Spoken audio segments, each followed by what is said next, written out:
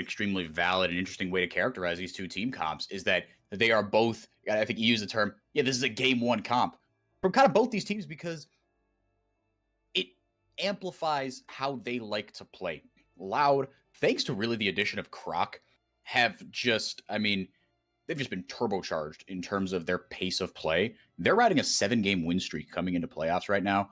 And Croc has been at the center of that. I've heard people talk about him as a sneaky MVP candidate this split, if not for FNB and the unholy things he's doing in the top lane. I think he absolutely deserves a shout. Aegis, Guigo, and Gref, they're going to walk right over a ward here. But they're coming in on a 7-game win streak, and Loud, game one, they say, screw it. We're going to go balls to the wall. We're going to go pedal to the metal. This top side is pretty volatile in terms of the solo laners, and Red kind of saying the opposite. They're saying, game one, look, we are going to sit back and let the game be played for us. We believe we've got the better players. We believe we've got the better team. And when you think that is the case, play scaling. I love that you bring up FNB because FNB is a really good example of a point I always make about CBLOL, which is that we only get to send one team to international competitions, but there's a whole world of CBLOL that people around the world will never get to see because of it. You know, when was the last time we sent Furry at international competition? When was the last time we sent FNB? He's one of the best players, most exciting, but he's also a really good example of this because success versus being just so fun to watch. You know, the success isn't always there for FNB. It's not always there for Furry. It hasn't been so far this split. They lost a game yesterday. And but if you go back through this split, you'll see FNB get a pentakill but lose the game.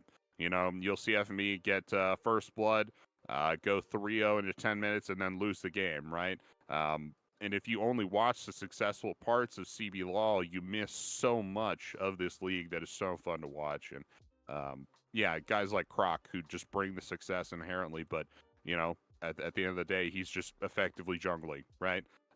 It's not fun to watch. That's why the camera isn't on Croc right now. So we'll find the top lane here for you. Robo taking it to the Ornn while he still can. Yeah, I couldn't agree with you more. I think it's so tragic that Brazil only gets to send, and I think it's probably true for a bunch of minor regions, they only get to send one team to international events, right? Because, and while I do think it's probably the case for a lot of minor regions, I will bang the drum here for the CBLOL and say that I think of the minor regions not named PCS and VCS, and even though those two are very top heavy, and you can call PCS, VCS, we're calling them minor regions. I don't know, like, okay, whatever. They're like mid majors, right? But CBLOL, I think, is the deepest of these regions. You've got 5 teams that you can easily send to international event. They're all on par with one another. Guigo taking it right to Robo. He's a level down. Throws a W out, trying to get the pillar up and running. Robo, he's an alcove gamer, ladies and gentlemen. Guigo flashing away as well. Robo stuck on the wrong side of the pillar. Gets the stun off. Robo trying to heal up with the Q. Gets himself first blood, but traded right back onto Aegis. And we take those. If you're a Renekton player getting first blood on the enemy top laner and giving up the kill to the enemy jungler, you take those 100% of the time, right? That's just money in the bank. You get 400. Oh, here we go. Wow. That's a great pin from Croc. Holy cow.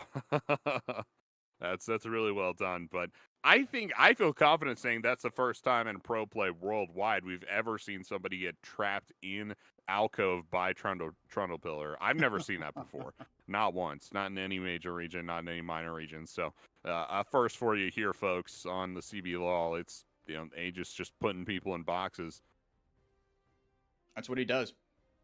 Playoff Aegis, trying to prove himself again. Not that he ever fell off, or if he did, it was from an almost unsustainably high pedestal. Dive. Oh, Robo didn't get the aggro. Wow. How about that?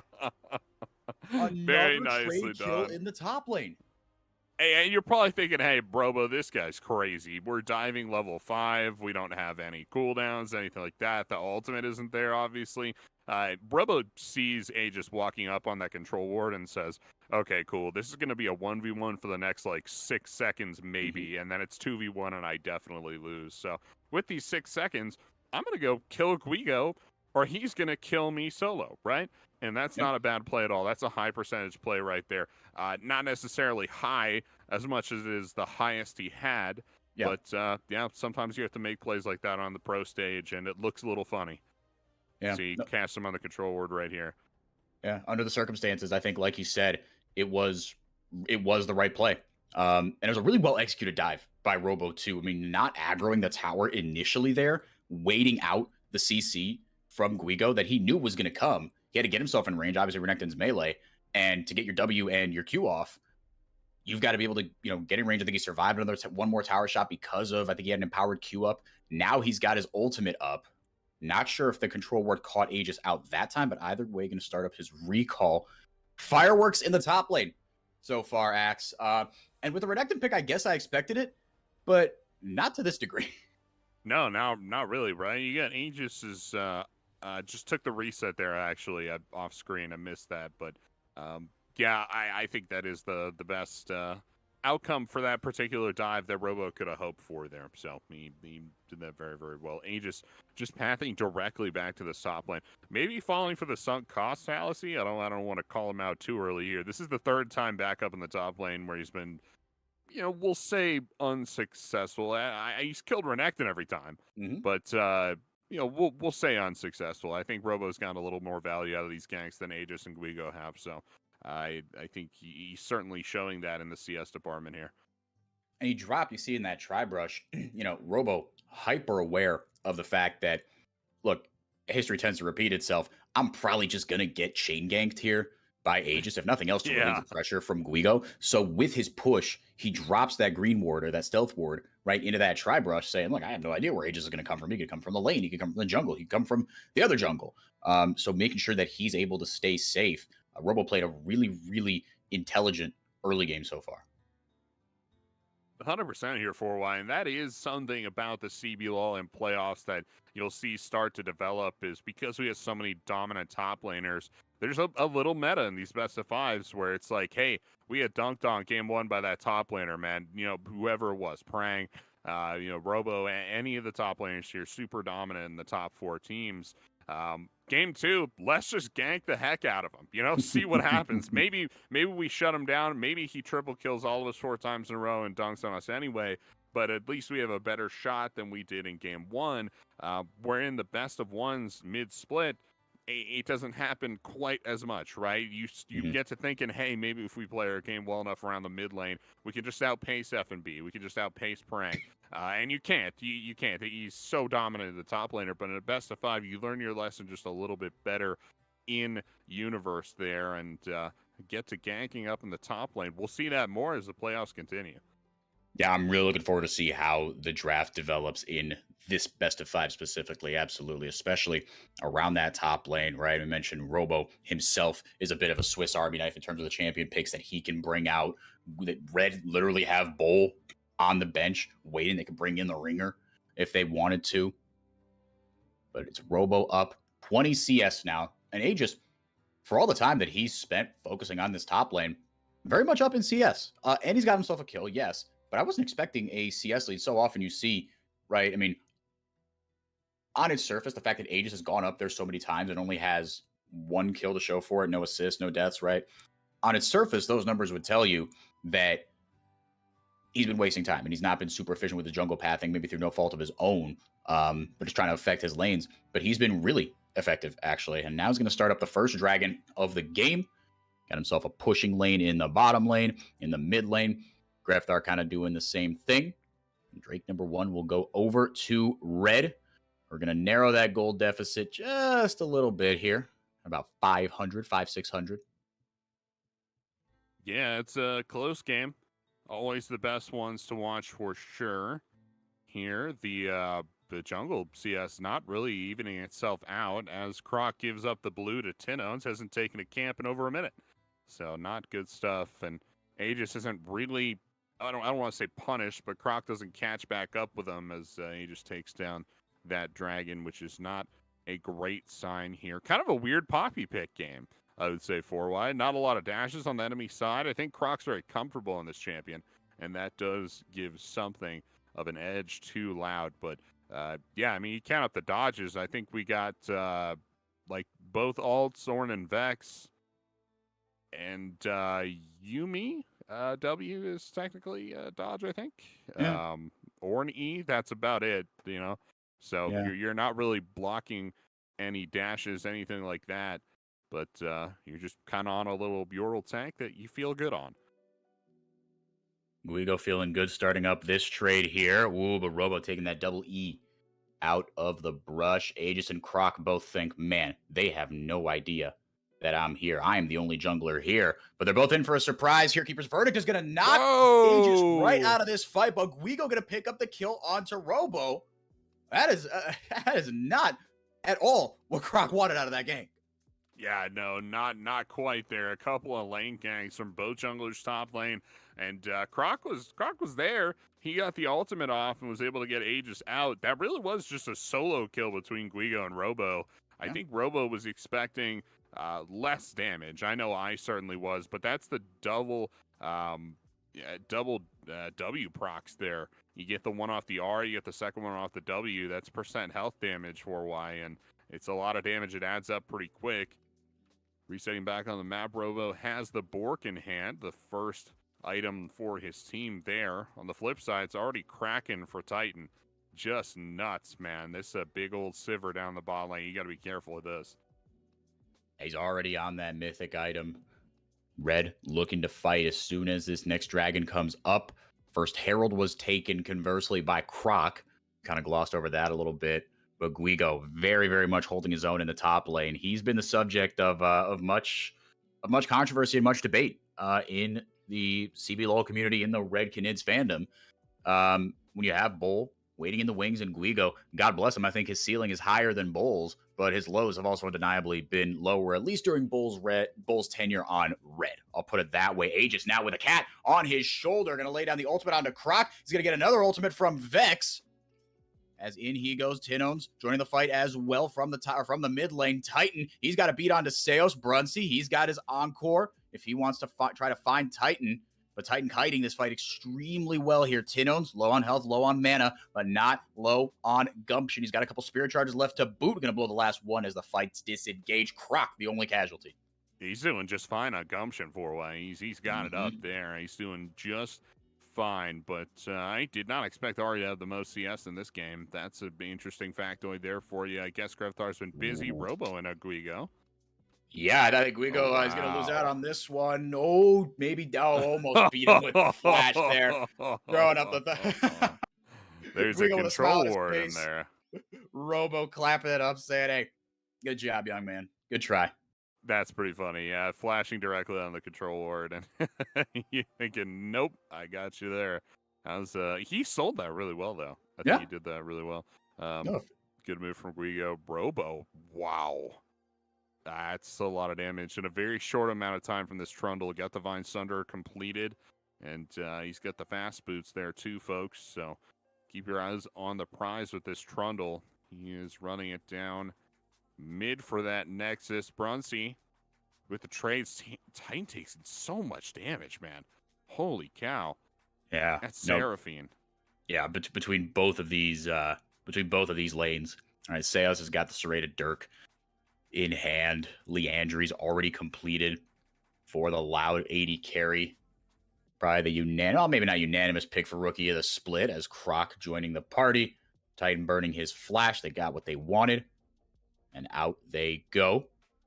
You're seeing the barricades almost every freaking time. The turret plates taken by both sides here. Loud very much in the lead for that. Ooh. My goodness. Brunsey from downtown able to pick off Red Canids ADC. Right before Dragon, too. That's a great play there from Brunsey. And yeah, no, I wasn't expecting that. You could tell Titan wasn't either. No. Man, oh man. Just the absolute max range from the Seraphine. Croc's going to be able to take down this Dragon on the back of that play. You can see Robo rotating down here as well, just to cover, just to go through the motions. Loud dominant on Summoner's Rift right now. They're up over 1,000 gold now for Y, doing really well for themselves. Okay, Guigo thinks he's got the stuff. Robo going to drop the Blade of the Ruin King active onto him. He's got level 11 and flash as well. In theory, I think he could have won that 1v1 because he did a lot more with a lot less the first time around. But Guigo's got that mythic on lock, and he's got an item and a half here. Essentially, no boots, no problem. But I think without any confirmed location on Aegis, wasn't going to try to go for that all-in Robo with 3 kills right now. 3 deaths, but 3 kills here on this Renekton. That, like a lot of champions these days, are rushing Blade of the Ruined King and then going right into their mythic afterwards. One of my friends, I know he's not watching right now, but that's okay. He's a nocturnal hours enjoyer, but he has been spamming Renekton in solo queue, Blade of the Ruined King first, Sunfire Cape second.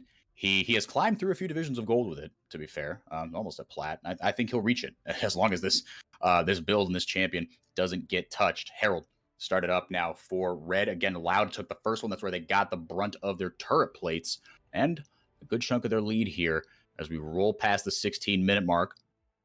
Here comes a teleport. Yeah, teleport in from the Ari there. Teno's looking to start the fight. Oh, Big wow. 3-man keeper's verdict from Croc. This one should go a lot better. Titan looking for the steal. Did he grab it? I don't think so. No, I think Croc able to walk away with the Eye of the Herald. Guigo, he's level 11 now. Tooth throws out the Call of the Forge God. Teno's looking for a pick over the wall with the vision provided to him by that Control Ward. Titan going to soak up a hit with his spell shield. Well done by him. Right on the back of that death. So no blood, no foul, but another Herald given over to Loud. Things have been just coming up their way here, Axe. Yeah, they really have been so far. And it's just down to the macro gameplay. Really nice objective-focused gameplay here. They got the last dragon. They got the Rift Herald now. Should be able to use that to break open this mid lane turret. It will be first turret, I believe. Yes, all turrets still on the map here. So that should be a good chunk of change in the pocket of Loud. Once they drop that, Robo in on Guigo. Guigo should be able to walk out, though. He's a pretty big tank here at this point. Things aren't quite as dire in the top lane anymore. Shouldn't be too many kills traded back and forth as both top laners get tankier and tankier here. Looking to see what Robo's building. I think it's that Sunfire you mentioned earlier. I think it's just kind of the melee tech so far, unless you want something like the Chem tank. It's really just Sunfire or nothing. They're building Sunfire and Diana, 4-way. Mm-hmm. They do be doing that these days, and I think I'm actually not sure if it was on this patch 12.14, which I think is what playoffs are going to be. Playoffs are being played on 12.14. And I forget if it was on. I think it was on 12.14 that they nerfed Sunfire to give you more benefits based on the amount of max health you have or bonus health you have, right? So you can't build it on. In theory, it's less effective to build it on champions like Diana, as the first 2 towers of the game go over to Loud, expected with the amount of tempo that they've been able to have so far in this game. Robo maybe looking for the all-in. Guigo looking for the ult to dissuade that. Might have a fight here in the river. Meanwhile, Robo actually might go down here. Ornn is that sneaky damage dealer. Croc goes down as well. Guigo with one more dash. He doesn't have flash. Burned it earlier. Grethar says, thank you very much, my good man. Vex with a double kill on 2 different parts of the map. Red punch back. Oh, they certainly do here. Grethar, big kills coming through. Evening out that gold lead as well here. Just a few thousand between these two teams. They're going to push down that top lane turret, that mid turret. Did it stay up? I'm not sure if we got the angle on that. I think Rift Herald took it down in the wings. Yeah, that first turret going down at some point, either bot or mid, too loud. So they were able to get that. They still the Rift Herald in hand, by the way. Here's that replay for you coming through. Teleport came in from the Vex. Croc gets caught out on the back end, picked off. All reset once again. Just nails Robo. Really nicely done. Really good play from Grethar. Grethar, a story unto himself. We, and I think a lot of the CBLOL have rightly praised this young man for, in his second year, it feels like he's a veteran of the scene at this point, because so much has revolved around him. Right? Yeah, this whole lineup, everyone other than Titan is in their second or third year. And Titan, I think, still riding the streak of having never lost a CBLOL final. Big encore coming down here. Aegis going to take the brunt of that damage. Grethar actually in a bit of trouble here as well. So much CC. Aegis with a Yuumi on him, getting the ult down to dissuade any further engage. Croc, next one right back in. Grethar doing his best Envy impression, and he might just kill it. Put this man in the contest. Big charm going to land here, able to flash away from the Everfrost, so still got room to chase. Titan had popped his ult earlier, so not going to be available for any sort of chase. And with Shelly bearing down the mid lane, that will be the signal disengage. And it's actually Red to come ahead in that 2-1. Yeah, and again, great fight there from Red. It looked not super doable from them. Loud had that nice pinch going forward, but a couple of skill shots went wide. Tino's the charm went wide right at the start of this fight. Excuse me, did not come back up for the entirety of this fight. Guigo fighting for his life. Think he's going to be okay, though. Um, Right. and yeah, did not come back up for the rest of the fight. A couple more skill shots actually went wide there for Loud here at the outset of that fight, too. And that really turned it on its head. Suddenly they didn't have the pick potential. They were able to root Aegis briefly, but that's about it. The red reinforcements show up and just knock everybody down. Unfortunately for them, with the resets coming through, Loud have first move on this objective on that dragon, their second one of the game 4-way. And I think that's your consolation prize because the fight itself didn't go as planned. But at the end of the day, with the pressure that you were able to create, with the damage that you were able to do to the health bars of the Red Canids players, and the fact that Croc laid down that second Herald, sent it right down the mid lane, able to create 2 points of pressure, and Red had to respond to one. They made the right choice, but Loud made a slightly better one earlier on. This game's still in Loud's favor, at least gold wise, but in terms of kills, it is Red that are in the lead. But none of those kills, sadly, have gone on to Titan. He will be their late game insurance policy, but it's not like he hasn't been involved. 5 assists, and he's only going to get scarier. He's got his second item. Brunsey on the other side got his second item.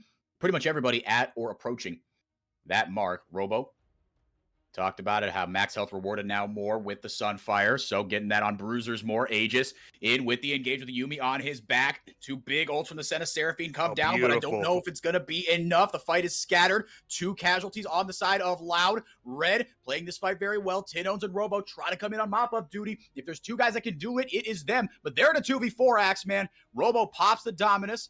Guigo looking for a way in. Threw up that volcanic rupture. Couldn't quite stifle Robo out of the fight. Grevthar out of this fight. No ult either, so no way for him to get back in, even if he was alive. Red, little by little, taking favorable skirmishes. For sure, and taking the good skirmishes is how you get back into this game. Here's that replay coming through for you. It's the teleport on the back end there, just a little late from Guiga. He walks up, but Bronzy already down. Croc laid super low. Aegis and Titan dealing so much damage. Saos gets blown up, and then you're right, it's a 2v4. From then on out, another charm goes wide, unfortunately for Loud, and yeah, you just got to connect with those, right? You can't afford to throw those wide, unfortunately. It's a central tool in your team's arsenal, but I don't think that 2v4 was necessarily winnable for Loud. No, and we've seen this twice, is playing around Grevthar's ultimate and what Vex is able to do. We got a taste of that from Envy's arguably most iconic play of the season. I think that, and discounting playoffs, because that Trigo pentakill, pretty dang iconic. Shout out to our semi ill-fated tier list there that got a lot of attention. Very good knockup from Croc. This is the interrupt that you were looking for, Axe. You can't get a lot of value out of it, but it did stop the primary engage. Grevthar trying to find his way in. He could do so from very far away. Croc in. Might just be playing sacrificial lamb here. Great ult from Brunsey. Here comes Robo on the other side. Immediately exhausted and blown up. He gets a stopwatch off. Dominus popped way too late. Red again. Swing another fight in their favor. Grevthar knocking him down as his teammates set him up. He's got a double. Guigo finds himself a shutdown. And why not let the cat get in on the action? Let her bat around the bodies. Jojo gets a Yuumi kill. Then I like, what? Come on. They get that mid lane, start it down, and they're going to take the resets with a bunch of gold in hand. Guigo's level 14 now. Should be able to upgrade some of their items coming through as well. Here's that replay for you on the front end of the fight. It's the knockup on the Ornn ult for Croc. So much value, but it's just not enough at the end of the day. That rocket coming through from Yuumi, so much damage onto the Croc. Croc goes a little deep for his blood there. Nice ult from Brunsey, does really well. Croc does go down on the back end of the fight to Guiga. Robo just laid low. There's so much sustained damage on this team, and there's the burst. Grevthar coming through with a double kill, does go down. and they're diving super deep. Brunsey dead on the back end there as well. Aegis and Guigo, massive health bars, able to dive all the way back there and get onto that back line. You said it, Axe. This comp for Red, it's a very safe comp. It scales very well, but you called out the primary engage, which wasn't something that I was thinking of, honestly, initially. Yeah, no. But between the Ornn and Vex, I mean, gosh, are we kidding me? Like, it's just so, they can't keep getting away with this, Axe. They really can't, no. Surely, something's got to change, right? No, it has to, absolutely. Oh, Grefthar with the connecting ult once again. Could be going in here in a second. Still got time on that. He gets charmed up here, double charmed actually on this team. Yeah, and Robo, he's just not surviving long enough. He could be a force in these fights. Grefthar, one level down on him, but he's got the huge health bar advantage. Robo! Wow. Oh! Got himself a shield, but now he's got himself a Yuumi, and that will do it. Robo knew if he couldn't one-tap him with that combo, it was over. So now he is hightailing it out of there. Croc goes down again. Brunsey goes down as well. Cue up the Benny Hill music. Let's see how far they chase this Croc around the rift. Crocodile, not to be confused with the jungler. Yeah, either way, the broader ramifications of this fight here, as Grefthar going to TP to try to get some sort of purchase on a Robo. I don't think 13 seconds went by. Oh, Jojo just barely tagged him with that Q. That's something else. I didn't think you'd be able to get that, but yeah, just reaching out and grabbing it with the Q real quick. Nice moves from Jojo, and not giving up on the play either. Really well done. Aegis and Guigo take down that dragon. Dragons evenly split between these two teams now. Another thing that just doesn't happen very often.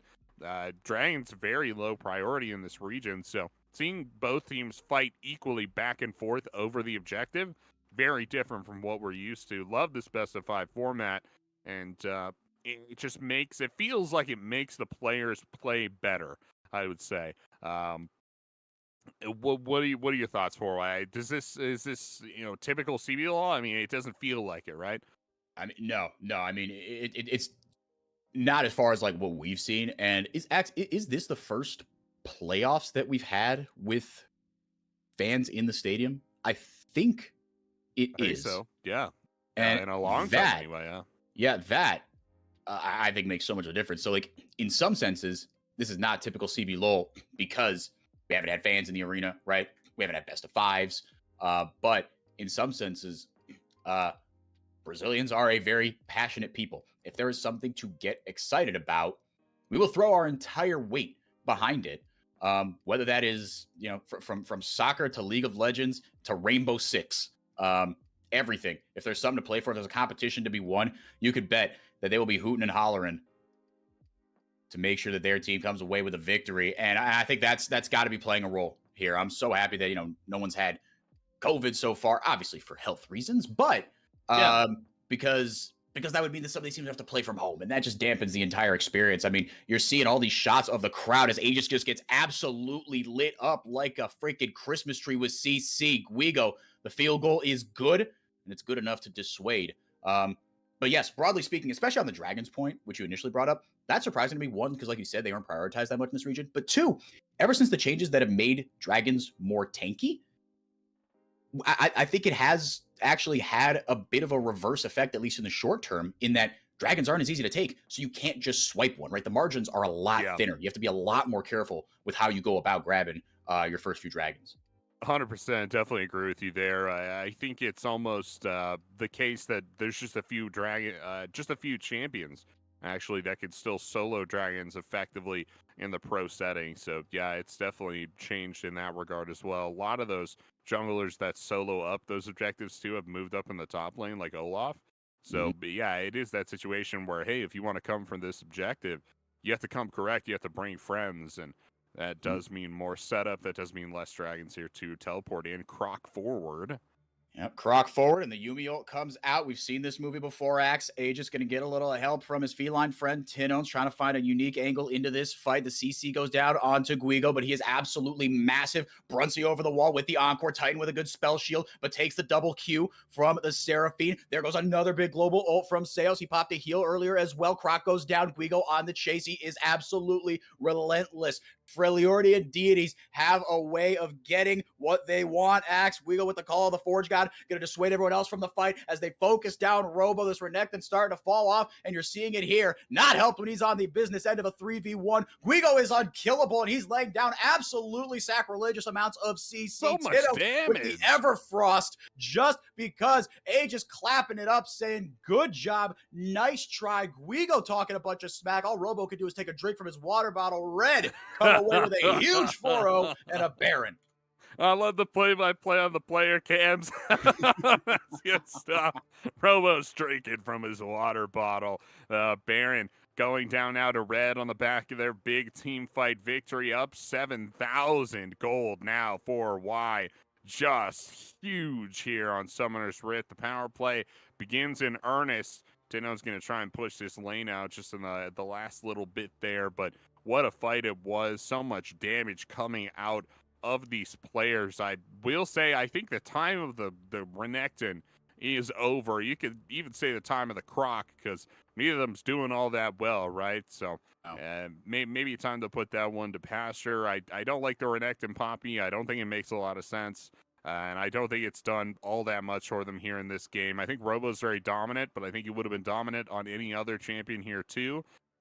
Game 2, I either want to see Renekton back with a jungler that can actually work with him, or just dump the Renekton altogether. We're talking like Elise or Nidalee or something like that. And if that sounds funny to you, it should. It's a weird combination for CBLOL. So, I think we've seen it before, but it's been a while. I'm not really expecting not in to this see economy. it. Yeah, not in this economy, right? And that Dragon coming up now. Red going to take this turret with their Baron-empowered minions. Going to drop back onto that Dragon. Huge play from Red. Yeah, the game has swung fully in their favor. This is about when I would love to see a gold graph, just to be able to see how quickly and precipitously the gold advantage has swung. Because up until about the 20-some-odd minute mark, Loud were up still like 2 or 3K gold, or even 1K gold, even though Red have been in the lead in terms of kills for a while. Sales having a flash out of trouble there. And now Red up 7,000 gold. The lead has ballooned, almost out of control. Well, not almost out of control. Yeah. It's pretty much out of control here. It's not that Loud can't get it back into their control, but it's looking a lot tougher. Robo at this point is just a stat bot, unfortunately. Guigo throws out the call of the Forge God, and with 3 clicks of a mouse and a keyboard, Deos gets yeeted back to the gray screen. Yeah, in fairness to Seos, that was like 5 ults or something. Yeah. But gets absolutely knocked up. Robo on the reset. He's here to save the day. Robo in. He's got his Guardian Angel down, unfortunately. Sweet Lord in heaven, it's just impossible. It is reptile hunting season. Croc and Croc, like you said, Axe, on the endangered species list so far in this best of 5. Red Canids play a